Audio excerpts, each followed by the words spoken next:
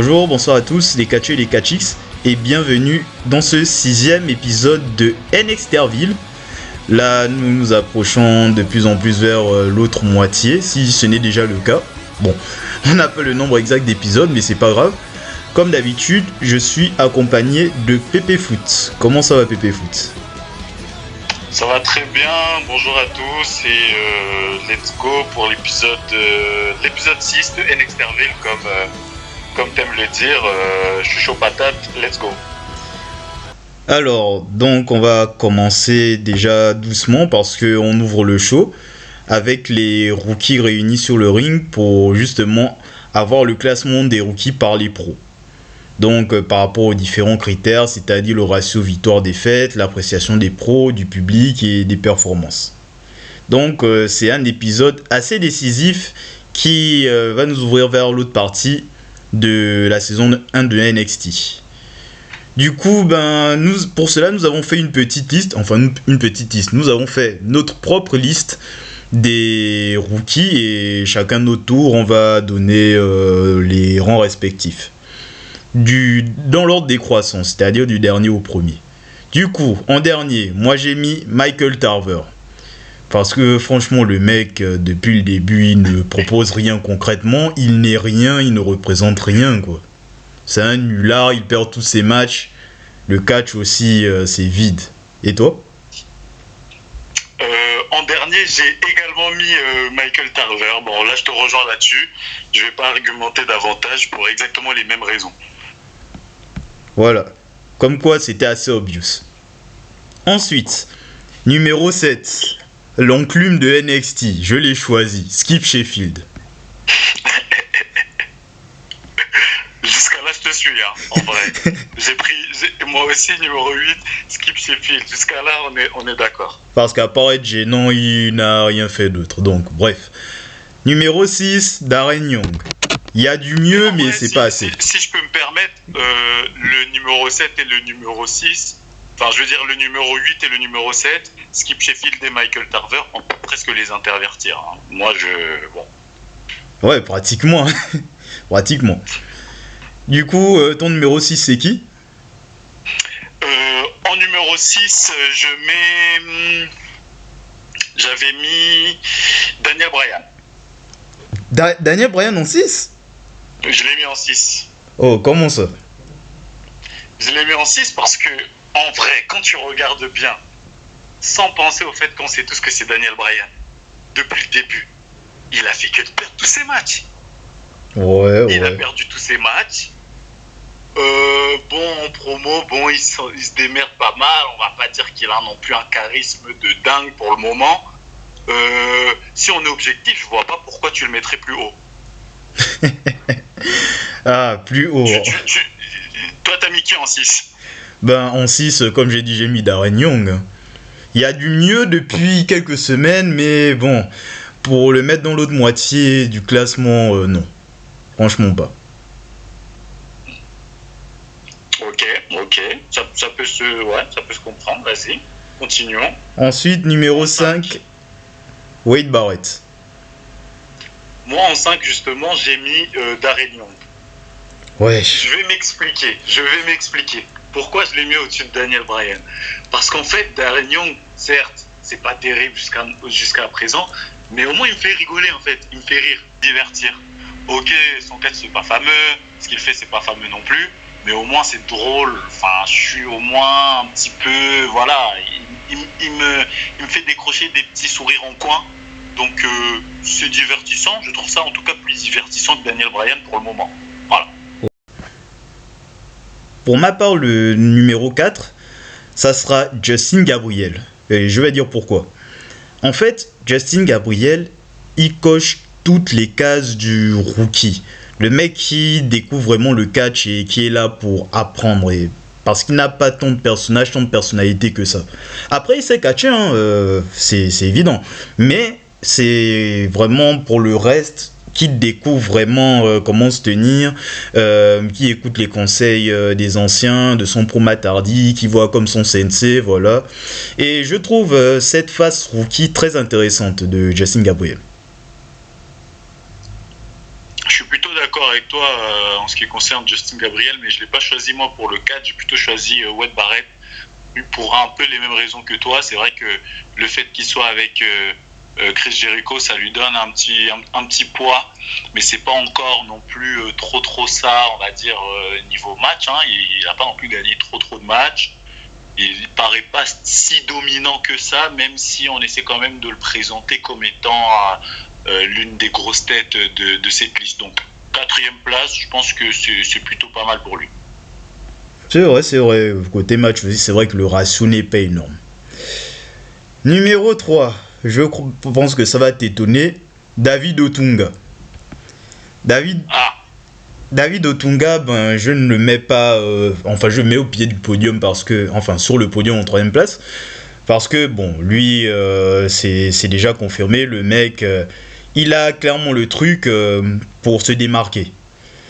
Et indépendamment des coiffes insolites, je vais dire, qu'il a sur son crâne, et il a recommencé encore.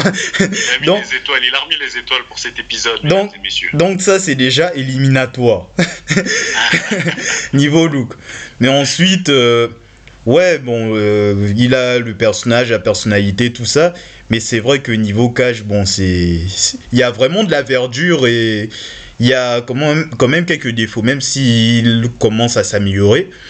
Et même au niveau promo, c'est cool, mais c'est un peu la boucle en fait. Donc, c'est un peu la boucle, c'est un peu la même chose. Donc, je ne mettrai pas au sommet en fait.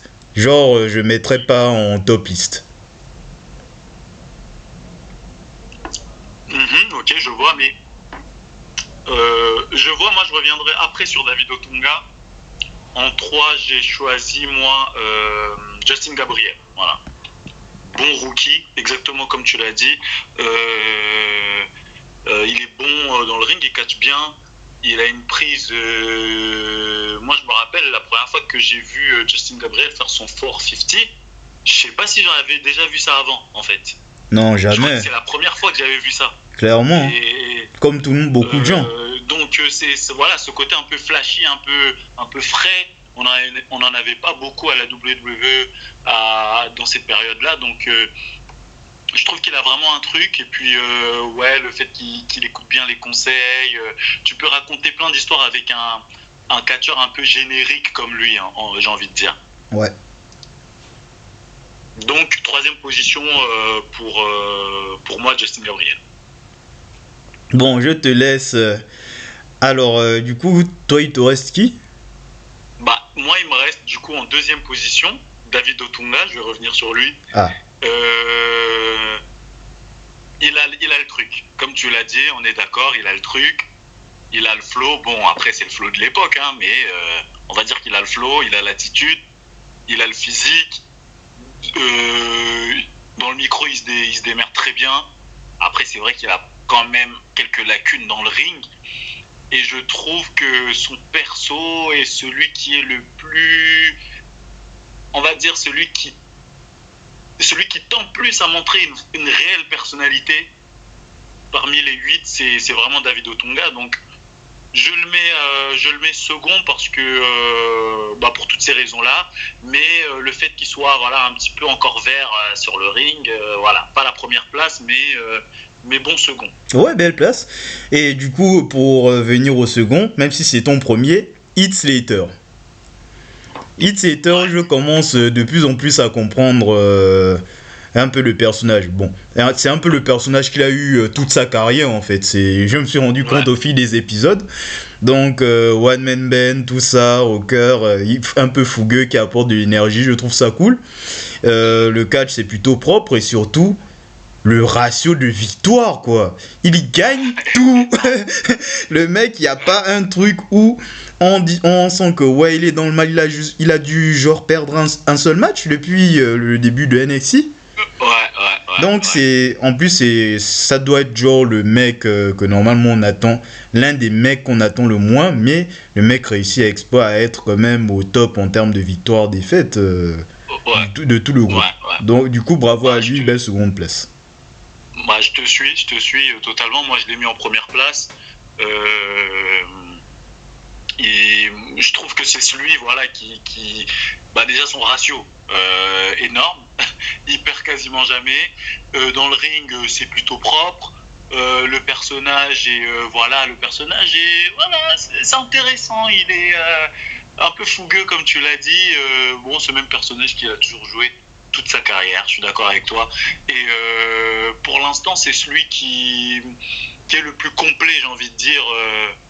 Des 8. Donc première place bien méritée en ce qui me concerne. Ouais. Allez, c'est parti pour l'honnêteté. Première place, Daniel Bryan. Oui, je sais. Le mec qui perd trop de matchs, etc. Oui, je sais. Mais il y a deux trucs qui m'ont fait le mettre à la première place. En plus des autres qualités qu'il a. De toute manière, bon, sur le ring, voilà, en promo, il est top. C'est même le meilleur parmi tous les rookies in ring, d'accord. Ça, c'est indéniable. Mais en termes de promo, il est bien. Bon, ça, c'est deux trucs. Mais il y a deux autres choses qui m'ont fait le mettre en premier. C'est que le personnage raconte des histoires à NXT. Ça doit être vraiment le seul à avoir un vrai programme dans la branche avec le Miz. En plus, c'est un truc, bon, long terme, c'est un bien grand mot, mais tu vois ce que je veux dire. C'est vraiment un truc qui donne vraiment de l'intérêt au programme. Comment va se passer la relation, le Miz, Daniel Bryan. Surtout qu'il y a une différence de vision entre le pro et le rookie. Est-ce qu'ils vont être sur la même longueur d'onde? Est-ce que Daniel Bryan aura un moment le dessus par rapport à le Miz en termes de psychologie, en termes de philosophie, je vais dire. Et aussi la volonté du mec de se démarquer, en fait. C'est ça, de se démarquer et vraiment faire mentir son pro pour dire que voilà, j'ai pas besoin de tes conseils il n'y a pas besoin d'avoir l'air d'une star pour en être une. Et le deuxième truc, c'est l'attachement, en fait. L'attachement au personnage, on a envie d'être derrière constamment, et le public aussi est derrière, donc niveau popularité, c'est vraiment le top. Et bon, certes, c'est un truc d'underdog, mais c'est vraiment un top underdog, Daniel Bryan, à ce moment-là. Du coup, moi, il mérite sa première place. Ouais, ok, bon, non, moi je la trouve très discutable cette première place. Franchement, je suis en train de me demander si c'est pas parce que c'est Daniel Bryan, sérieusement. Je sais pas, ok, je comprends tes arguments, mais je les trouve trop légers quand il s'agit d'une compétition. Parce qu'ils sont bien en train de parler de compétition. Je suis désolé, mais ces petites histoires backstage avec le Miz, non, mais ça partie de la compétition. Non, mais ça aide quand même à l'esprit de compétition. N'oublie pas les différents critères. Bon, certes, il y a le ratio victoire-défaite, mais il y a aussi l'appréciation des pros et aussi l'appréciation du public et les performances aussi. Donc, le mec, il remplit quand même 3 cases sur 4. Ouais, c'est vrai. Mais je sais pas. Peut-être j'ai du mal pour l'instant avec le fait qu'il soit montré quand même très faible. J'ai du mal avec ça. Même si, voilà, ok, il est montré faible avec beaucoup de cœur, beaucoup d'envie, beaucoup de capacité. Mais vas-y, je souffle pour le moment. Après, peut-être que ça va évoluer avec le temps. On apprend d'ailleurs que le classement va être amené à évoluer et que le dernier, à chaque liste, le dernier sera éliminé. C'est bien ça, hein? Oh, c'est ça. En plus, on verra sur les prochaines listes. Et en plus, tu souffles. Je suis pas le seul à le penser. Même NXT, même le classement le dit. C'est lui le premier littéralement en plus. En vrai. C'est vrai. Parce que c'est comme ça que ça a été pensé. Ça a été pensé pour que justement on se dise ça. Mais ça marche pas avec moi en fait, tout simplement. Pour le moment. Bon, morale de l'histoire, j'ai raison, tu as tort. Passons. Deuxième. Morale de l'histoire, c'est ta chaîne, donc tu auras sûrement le dernier mot. Allez, le deuxième Wade Barrett, troisième Justin Gabriel, quatrième Heath Slater, cinquième David Otunga, sixième Skip Sheffield et septième Michael Tarver, huitième Darren Young. Étonnant quand même. Mais bon. Alors, que penses-tu de ce classement, globalement? Pas juste Daniel Bryan.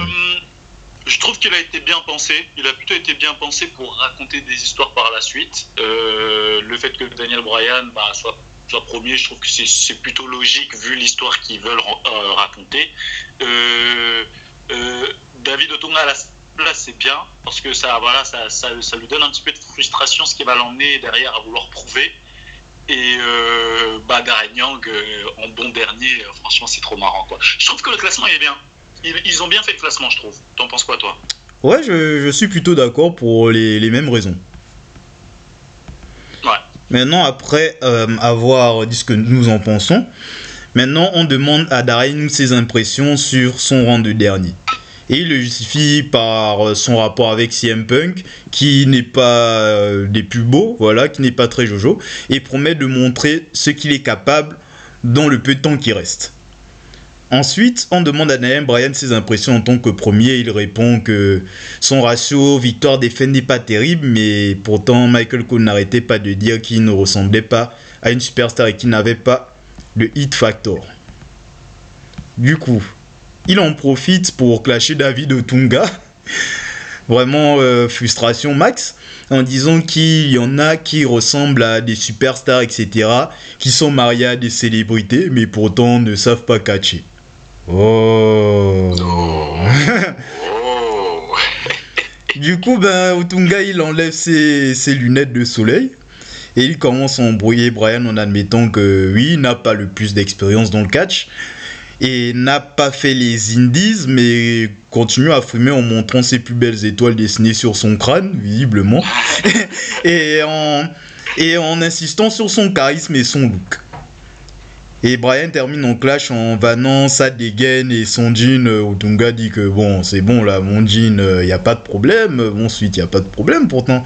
Et Striker calme les deux et déclare que dans 6 semaines, les pros vont encore pouvoir voter, mais cette fois-ci, ça sera les éliminatoires. Et à ce moment-là, j'ai soufflé parce que bon, je me suis rendu compte que bon, ça va être long quand même, parce que 6 semaines, waouh. Ouais, le temps, ouf. Ouais. Je me suis dit pareil, je me suis dit, dans 6 semaines, franchement, c'est pas chaque semaine, il y en a un qui part. Non, c'est genre dans 6 semaines, il y en a un seul qui va partir. Ah non, terrible. Oh là là. On va vraiment ressentir la longueur au fil des reviews. Ouf. Mais bon. Non, c'est long. C'est très long. Trop. Et autre annonce, il y aura une bataille royale avec tous les rookies et le vainqueur sera le Guestos d'Euro. Yes. Donc voilà un bel enjeu et où un des rookies pourra se montrer devant un public plus large, on va dire. Ensuite, après tout ce blabla, on a un match de catch qui est un 8-man pros tag team match avec Team Raw et Team SmackDown. Mais la Team SmackDown, Chris Jericho, a été remplacée par Wade Barrett. Je te laisse deviner pourquoi. Si tu t'en souviens. Si je m'en souviens, je m'en souviens pas. Ah non, je m'en souviens pas du tout. Non, mais gars, essaye quand même. Bah attends, pourquoi? C'était quoi après? Alors, si j'ai bien compris le contexte, c'était après WrestleMania. Oui. Du coup Jericho s'est blessé à WrestleMania? Je sais pas. Non. Tu chauffes. Ah ouais. Il était malade après WrestleMania? J'en sais rien. Non, en fait. Je sais pas, vas-y. En fait, Jericho vendait ses blessures dues aux violences pires de Edge à travers les barricades. Après avoir conservé le titre. Ok, bon. Et spoiler, au SmackDown d'après enregistrement de NXT, c'est là qu'il perd le titre poids lourd contre Jack Swagger qui aura cash in. Voilà. Au moins anecdote. Fin. Du coup, Jericho, il a perdu pas mal de trucs quand même en l'espace de 2 jours. Mais sinon, pour revenir à NXT, qu'as-tu pensé de ce match? Personnellement, je pense que c'est l'un des meilleurs matchs du NXT aussi. C'est pas le meilleur, mais on voit clairement l'expérience des catcheurs autour du ring parce que ce sont les pros. On montre qu'ils savent bien ce qu'ils font. C'est simple et efficace. Avec Barrett aussi au milieu qui suit bien la cadence. Donc vraiment, j'ai bien apprécié ce match. Même si c'était qu'un showcase. Oui. Effectivement, un showcase, un match vraiment sans importance, mais qui démontre une fois de plus toute l'expérience, le professionnalisme de ces catcheurs, très propre, très fun à suivre. Et ouais, comme tu l'as dit, Barrett a bien réussi à rentrer dans le moule. Après, je pense que Wade Barrett était plutôt déjà un bon petit catcheur. Hein. Je ne sais pas s'il avait déjà de l'expérience dans le catch avant. Oui, il en avait quand même. Il en avait quand même, donc bon. Ouais, un match sympa, je suis d'accord. Et en plus, c'est lui qui donne la victoire à la Team SmackDown. Bon, Jericho a quand même distrait l'arbitre au moment où Christian allait le finir, mais voilà, c'est Wade Barrett qui donne la victoire. J'ai une question. Je t'écoute. Tu penses quoi du Wasteland?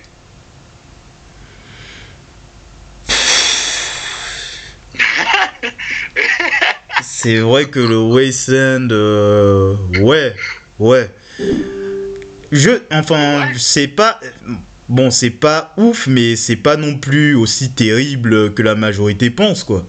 John Cena, son finisher, c'est l'attitude adjustments. Visuellement, c'est pas non plus le plus impressionnant, donc... Barrett, je dis que c'est pas incroyable, mais ça passe, on va dire. Mais son bull hammer reste mieux quand même. Large. Le bull hammer, oui. Mais le Wasteland, moi, je sais pas pourquoi il y a un... Ouais, je sais pas, les gens... généralement disent que c'est pas terrible, mais moi j'aime bien surtout la manière dont il le porte. Voilà, il y a quand même un certain mouvement. Le mec est quand même fait 2 mètres. Voilà quoi, tu sais pas, c'est pas Rey Mysterio qui te fait ça. Donc du haut de son grand corps, j'imagine que non, moi ça marche bien avec moi, c'est pris, j'aime bien. Je sais pas pourquoi. C'est une question piège. J'espérais que tu allais critiquer pour que je puisse te détruire. Mais visiblement, tu as du bon sens, donc continue. Ah ouais, ça va battre l'ennemi carrément. Se venger de Daniel Bryan premier. Wow. En tout cas, ouais, en termes de finisher, ça va. Allez, avant le main event, transition, Raw Rebound. Avec le discours émouvant de Shawn Michaels suite à sa défaite contre l'Undertaker à WrestleMania 26 où le mec est obligé de prendre sa retraite. Ouais, voilà. Et j'avais pleuré véridique. Je me rappelle très bien de ce jour. Quand j'ai regardé ce Raw, j'avais chialé. Voilà. J'avais 11 ans.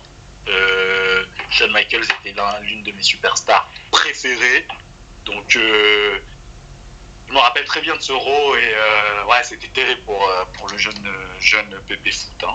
Ah oui, clairement. Et moi-même, les émotions étaient là. J'ai pas pleuré, mais j'étais quand même ému. J'étais triste qu'ils doivent partir. Et là, on sentait vraiment que nos héros s'en allaient petit à petit. Alors qu'aujourd'hui, il y en a pas mal qui ont forcé pour rester. Voilà, au moins... Et au moins à l'époque, il savait s'arrêter, il savait partir, même si Shawn Michaels, je pense qu'il en avait encore. Ça faisait 1 an, mais bon, c'est vrai que Michaels, c'est vraiment icône du catch. Il est top 5 de mes catcheurs préférés de tous les temps, et c'est pas pour rien. Merci Michaels et l'Arabie Saoudite, franchement, vous pouvez mourir. Voilà. Non, bien sûr, il a jamais recatché. C'est sûr. Ça. Non. Ouais. Allez, dans mon livre, il n'est jamais revenu. Ensuite, on passe au main event. Bataille royale des rookies. Voilà. Pour déterminer le futur général manager. De l'histoire des batailles royales. Exactement. Allez, je te laisse donner tes premières impressions. Bah écoute, ils avaient plus de temps. Donc ça allait très vite. Je crois que ça a duré genre 6-7 minutes. Même pas, hein. Même pas. Même pas, je pense que ça a même été plus court que ça. Hein. Bon, je suis généreux. Hein. Ah oui, ça a été rush à mort. Dès le début, ils s'attaquent tous à Wade Barrett pour l'éliminer. Ils le sortent et puis on va à la pub. Il y en a 2 qui sont sortis et puis ça va très vite. Voilà. Et puis ça va très très vite. Et David Otunga qui gagne. Et Justin Gabriel a quand même eu le mérite de faire son Force PC Splash. Il n'aurait pu manquer qu'il fasse le tomber pour vraiment le degré de rookie saut au max. Mais bon, David Otunga sort Gabriel, victoire de David Otunga qui deviendra le GM de Raw. Ouais. Voilà. Bon, on peut dire que là. Je sais même pas si on peut vraiment la juger cette bataille royale. C'était vraiment juste pour choisir quelqu'un. Non, il n'y a rien à dire, hein, clairement. Il n'y a rien à dire. En tout cas, tout ce qu'il y a à dire, c'est que la bonne personne a gagné. Voilà. Il avait la gueule de l'emploi, voilà. Ouais, exactement. Alors, pour justement David Otunga en tant que guest host d'Euro, j'ai pu regarder l'Euro en question, voilà. Et David Otunga en tant que guest host d'Euro, ben, je ne sais pas si c'était exactement comme les guest hosts, mais bon, il n'a pas fait non plus de gros trucs, quoi. Bon, il a eu une place importante, mais en tant que général manager temporaire, ben, il n'a pas fait de grosses déclarations, de grosses annonces. Il a juste annoncé qu'il y a Jack Swagger, parce que Jack Swagger s'est pointé à Raw avec le titre poids lourd, le visage serré et faisant une espèce de déclaration avec un texte. Et du coup, comme Randy Orton avait battu dans un match par équipe la semaine d'avant, ben, Swagger affronte Orton, voilà. Et autre annonce, John Cena et Batista qui s'embrouillaient, ils affrontent Show Miz pour les championnats par équipe. Du coup, les championnats par équipe, il y a eu le match et du coup Batista s'est barré, il a lâché Cena. Et du coup, Otunga était en mode que non, ça ne doit pas se passer comme ça. Du coup, comme Batista ne veut pas coopérer, ça sera John Cena et A-List David Otunga contre Show Miz. Et en fait, c'était un piège. David Otunga aussi lâche Cena pour que Cena se retrouve à 2 contre 1 contre Show Miz. Big Show met son coup de poing, fin du match. Et il annonce Batista qui massacre encore John Cena. Et qui annonce en même temps un Last Man Standing à Extreme Rules. Ah, j'ai tellement hâte de l'épisode où je vais parler de ce Last Man Standing. J'ai des choses à dire. Mais sinon, en dehors de ça, ben... il y a juste eu un ongle, il s'est embrouillé avec Hornswoggle, voilà. À cause d'histoires de M&M's. Voilà, c'est tout. David Otunga, j'aime d'Euro, mesdames et messieurs. Bon, moi je l'ai pas vu l'épisode, j'ai juste vu le recap après dans l'épisode suivant. Bon, visiblement c'était pas non plus foufou quoi. Ouais. Mais bon, fallait s'y attendre, hein. Ouais. Et nouveau point capillaire, il a aussi tracé haut sur son crâne. Oh putain, j'en ai marre. Bon. Bon, du coup, c'est là que va se terminer ce 6e épisode. L'épisode 7, on va pouvoir avancer vers quelque chose. Et quelque chose, c'est vraiment quelque chose. Donc, restez connectés. Du coup, je vous invite à commenter et à liker aussi. Mais également à voir les épisodes précédents si ce n'est pas déjà fait. Et on se retrouve la semaine prochaine pour un nouveau numéro. À bon attendant, salut!